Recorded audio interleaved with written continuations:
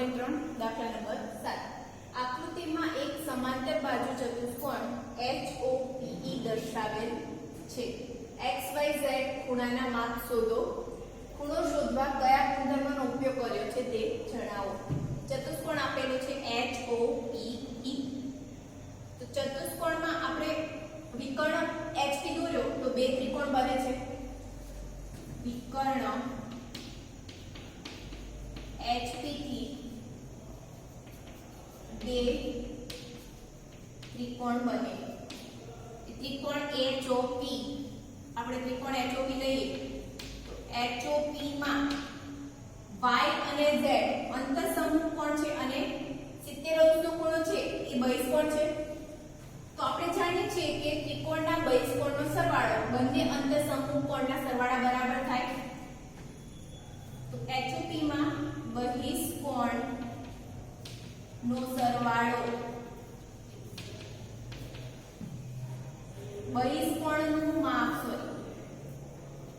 બહિષ્કોણનું માપ બંને અંતઃસમૂહ કોણ ના સરવાળા બરાબર હોય.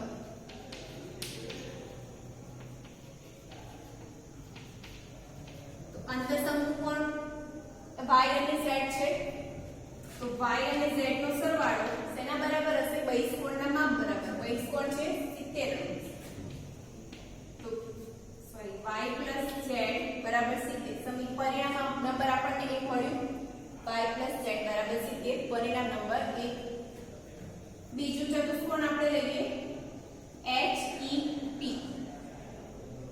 આપણને O નું માપ આપેલું છે 70° અને આ ખૂણાને ખૂણો 1 કહીએ તો ખૂણો 1 અને 70° રૈખિક જોડ બનાવે છે. અહીંયા જો આ બંને ખૂણા કેવી જોડ બનાવે છે? રૈખિક જોડ. તો બંનેનો સરવાળો કેવો થશે? 1 + 70 = 180.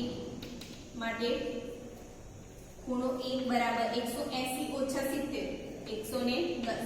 તો આ ખૂણાનું માપ આપણને કેટલું મળ્યું? 110°. ચતુષ્કોણ HOPE માં O ની સામેનો ખૂણો E. ચતુષ્કોણ HOPE માં ખૂણો O એટલે 1 પણ કહી શકાય. ખૂણા 1 ની સામેનો ખૂણો કયો છે? ખૂણો E એટલે કે x. ખૂણો x હોવાથી x બરાબર ખૂણો 1 માટે x બરાબર કેટલા થશે? 110°. x નું માપ મળી ગયું. હવે આપણે બીજો ત્રિકોણ લઈએ HEP. ત્રિકોણ HEP માં ત્રણેય ખૂણાના માપનો સરવાળો કેટલો થાય? 180. ત્રણેય ખૂણાના માપનો સરવાળો 180° થાય. તો ત્રણેય ખૂણા એટલે એક ખૂણો 40 પ્લસ ખૂણો x. x નું માપ મળ્યું 110° પ્લસ આને નામ આપી દઈએ ખૂણો 2 બરાબર 180. 140 પ્લસ ખૂણો 2 કરીએ એટલે એડિશનમાં ભૂલ ના થાય. 110 + 40 150. તો ખૂણો 2 બરાબર 180 માંથી 150 બાદ કરો 30° વધશે. હવે EP અને HO. EP અને HO કેવી બાજુઓ છે? સમાંતર બાજુ છે. અને HP શું છે? છેદિકા. તો ખૂણો 2 અને ખૂણો Z બંને કેવા કોણ થશે? યુગ્મ કોણ. EP સમાંતર HO અને HP છેદિકા છે.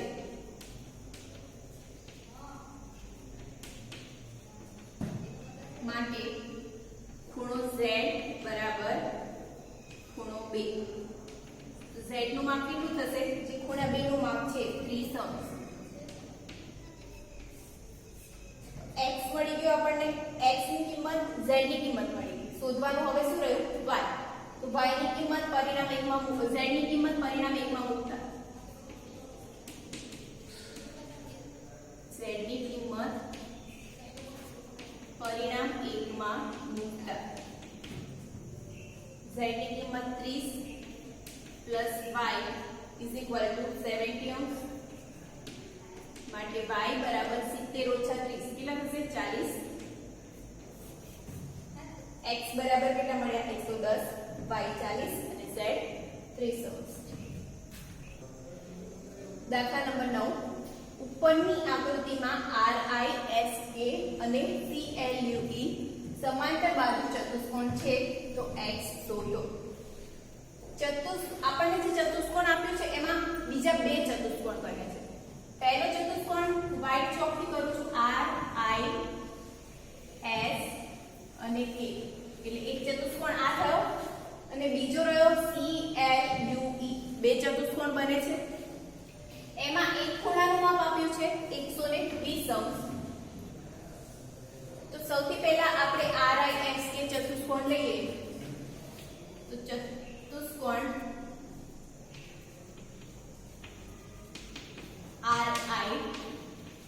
RISK માં ખૂણા K ની પાસેનો ખૂણો R છે K ની પાસેનો ખૂણો R અને સમાંતર બાજુ ચતુષ્કોણ કયો છે RI બીજું કે RISK સમાંતર બાજુ ચતુષ્કોણ છે તો બંનેનો સરવાળો કેટલો થાય 180 તો ખૂણો R પ્લસ ખૂણો K બરાબર 180 અંશ K નું માપ આપ્યું છે 120 તો ખૂણો R પ્લસ 120 બરાબર 180 અંશ તો ખૂણા R નું માપ કેટલું થશે 180 માઈનસ 120 એટલે 60 અંશ થશે ખૂણા R નું માપ મળ્યું આપણને 60 અંશ લખતી નથી ખૂણા R નું માપ છે 60 અંશ બરાબર ખૂણા R ની સામેનો ખૂણો કયો છે ખૂણો S ખૂણા R ની સામેનો ખૂણો S છે માટે ખૂણો S બરાબર ખૂણો R માટે ખૂણો S બરાબર 60 અંશ જે S નું માપ છે એ જ ખૂણા R નું માપ છે એ જ ખૂણા S નું માપ થશે R અને S બંને સામસામેના ખૂણા છે તો R 60 થાય તો S બરાબર પણ કેટલા થવાના 60 અંશ S નું માપ આપણને મળી ગયું હવે E નું માપ एक्चुअली આપણને ખૂણા L નું માપ અહીં આપેલું છે રકમમાં 70 અંશ છે હવે ચતુષ્કોણ આપણે CLUE લઈએ તો ચતુષ્કોણ CLUE માં ખૂણા L ની સામેનો ખૂણો કયો થશે ખૂણો E ખૂણા L ની સામેનો ખૂણો E છે ચતુષ્કોણ CLUE એ પણ કેવો સમાંતર બાજુ ચતુષ્કોણ છે અને L ની સામેનો ખૂણો E તો ખૂણો E અને L બંનેના માપ કેવા થવાના સરખા તો ખૂણો E બરાબર L નું માપ 70 છે તો E પણ 70 થશે હવે ત્રિકોણ OES લઈએ આપણને S નું માપ મળી ગયું 60 અંશ E નું માપ મળી ગયું 70 અંશ તો ત્રિકોણના ગુણધર્મનો ઉપયોગ કરીએ તો ત્રિકોણ EOS માં ત્રણેય ખૂણાના માપનો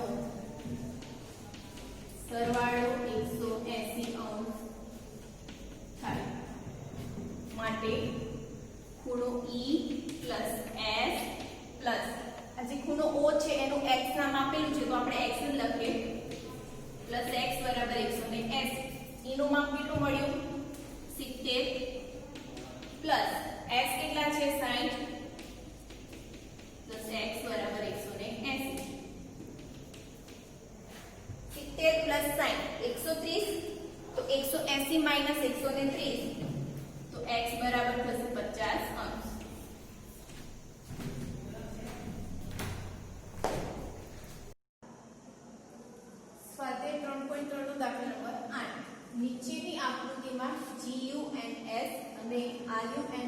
સમાંતર બાજુ ચતુષ્કોણ છે. x અને y શોધો. લંબાઈ સેન્ટીમીટરમાં આપેલી છે. આપણે આગળના જે દાખલા જોયા x અને y શું હતું? ખૂણાઓના માપ. અહીંયા x અને y બાજુઓની લંબાઈ માટે ઉપયોગ કર્યો છે. એક ચતુષ્કોણ છે GUNS અને બીજો ચતુષ્કોણ છે RUNS. તો સૌથી પહેલા GUNS અને RUNS કેવા ચતુષ્કોણ છે? સમાંતર બાજુ ચતુષ્કોણ. GUNS સમાંતર બાજુ ચતુષ્કોણ હોવાથી એની સામસામેની બાજુઓ કેવી થશે? સરખી. GU SN અને UN GS. બરાબર. હવે UN ની કિંમત કેટલી આપેલી છે આપણને? 18. UN 18 બરાબર GS કેટલા છે? 3x. તો x ની કિંમત શોધવી હોય તો x બરાબર આપણે સેકન્ડ ચેપ્ટર નો ઉપયોગ કરીએ 3x બરાબર 18. x ની કિંમત શોધવી હોય તો બંને સમીકરણને 3 વડે ભાગો. 18 ભાગ્યા 3 કેટલા થશે? 6 થશે. માટે x બરાબર 6. બીજું છે GU બરાબર SN. તો GU નું માપ કેટલું છે? 3y - 1 SN. SN નું માપ 26. આ પરિણામ પરથી લખ્યું 3y - 1 26. અહીંયા પણ ચેપ્ટર 2 નો ઉપયોગ કરીશું. y ની કિંમત શોધી છે. -1 ને ડાબી બાજુ લઈ જાઓ +1. તો 3y = 26 + 1. 3y = 27. તો y ની કિંમત શોધી હોય તો 27 ને 3 વડે ભાગો. 27 ભાગ્યા 3 એટલે 9. માટે y ની કિંમત કેટલી મળશે? 9. આથી x બરાબર 6 અને y બરાબર કેટલા થશે? 9. x અને y ની કિંમત શોધવાની હતી જે આપણને મળી ગઈ. The second ચતુષ્કોણ છે RUNS. કેવો ચતુષ્કોણ છે? રકમ આપણને આપેલી છે. સમાંતર બાજુ ચતુષ્કોણ. RUNS સમાંતર બાજુ ચતુષ્કોણ છે. કિંમત આપેલી છે x + y અને આ વિકર્ણનો આ સાઈડનો જે ભાગ છે 16 છે. એ જ રીતે SU વિકર્ણમાં બંને ભાગ છે, બંને ભાગના માપ આપેલા છે. તો સમાંતર બાજુ ચતુષ્કોણના વિકર્ણનો આપણે ગુણધર્મ જાણીએ છીએ કે સમાંતર બાજુ ચતુષ્કોણના વિકર્ણો પરસ્પર દુભાગે. તો RUNS સમાંતર બાજુ ચતુષ્કોણ છે અને તેના વિકર્ણો કયા થશે? SU અને RN પરસ્પર દુભાગે છે. પરસ્પર દુભાગતા હોય તો x + y બરાબર કેટલા થાય?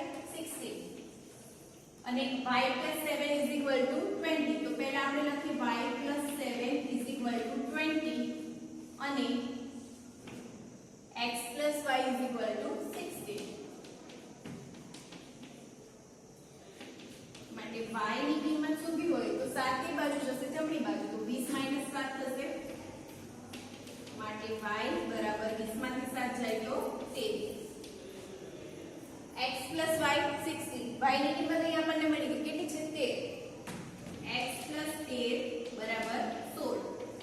માટે x બરાબર 16 - 13. x બરાબર 16 - 3 એટલે 3. x ની કિંમત કેટલી મળશે? 3 અને y બરાબર